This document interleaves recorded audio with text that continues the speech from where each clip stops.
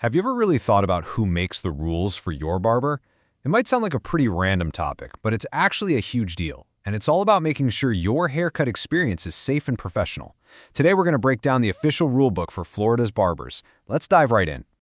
So, picture this. You're sitting in that barber chair, the clippers are buzzing. Have you ever stopped to wonder who actually sets the rules for this whole operation? Who decides what's safe, what's clean, and what it even takes for your barber to get their license in the first place? Well, in Florida, that responsibility falls on a group called the Barbers Board. Now, to make this super easy to wrap your head around, just think of them like a really official school club. But instead of, planning the homecoming dance, they're setting the professional standards for every single barber in the entire state. And believe me, that's a pretty important job. So how does this club actually work? Let's break down the law that organizes them, starting right at the top, with Section 1, leaders and a home base. I mean, it makes perfect sense, right? You can't have a functioning club without some leaders calling the shots. The Barbers Board is exactly the same, and the law is super specific about how they choose their leadership. So here's the lowdown on how they pick their leaders. It's actually really simple. Once a year, all the board members get together, they hold a vote amongst themselves, and they elect a chair, who is basically the club president, and a vice chair, who's kind of like the VP. It's straightforward, it's democratic, and it keeps things running year after year. And just like a club needs a classroom to meet in, the board needs an official headquarters. The law is crystal clear on this. It says, and I'm quoting here, "The board shall maintain its headquarters in Tallahassee." So why Tallahassee? Well, that's the state capital. It's where all the other government stuff happens, which just makes it way easier to coordinate and get work done. So Tallahassee is their official home base. But hey, the board members can't do all this heavy lifting by themselves. And that brings us right to Section 2, the board's support team. Here's a little fact you might not know. The board members are actually volunteers. They aren't getting paid like a full-time job. So, naturally, they need a support crew to handle all the day-to-day work. This is where our teacher advisor for the club comes into play. These are the people who help them get it all done. So how does this work exactly? Well, the board has a ton on its plate. We're talking paperwork, organizing meetings, all that administrative stuff. So the state, through the Department of Business and Professional Regulation, hires professional staff, and those staff members are then assigned to help the board check off all their tasks. And this is a super important distinction to make. This support staff, they are not board members. That means they get absolutely no vote on any of the rules. They don't even have to be barbers. Their one and only job is to be assistants and do whatever work the board gives them. Okay, so we've got leaders and we've got a support team. But how do they actually make those big decisions?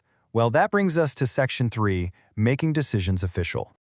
I mean, think about it. For a school club's decisions to actually count for something, they can't just be made up in the hallway between classes, right? It has to happen in an official meeting with proper procedures. The Barbers Board works the exact same way.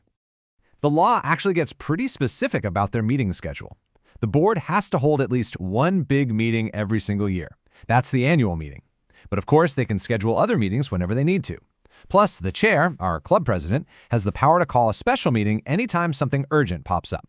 But that brings up a huge question. There are 7 members on the board. How many of them actually have to show up for a vote to be considered official? The magic number is 4. Out of 7 total members, you need at least 4 of them in the room for any real business to happen. And this whole concept has a pretty cool official name. It's called a quorum. A quorum is just a fancy word for the minimum number of members who have to be present for any votes or decisions to be valid. You can't decide on the prom theme if only 2 people from the planning committee show up, right? A quorum makes sure enough people are there to make a fair decision. So let's look at the bottom line here.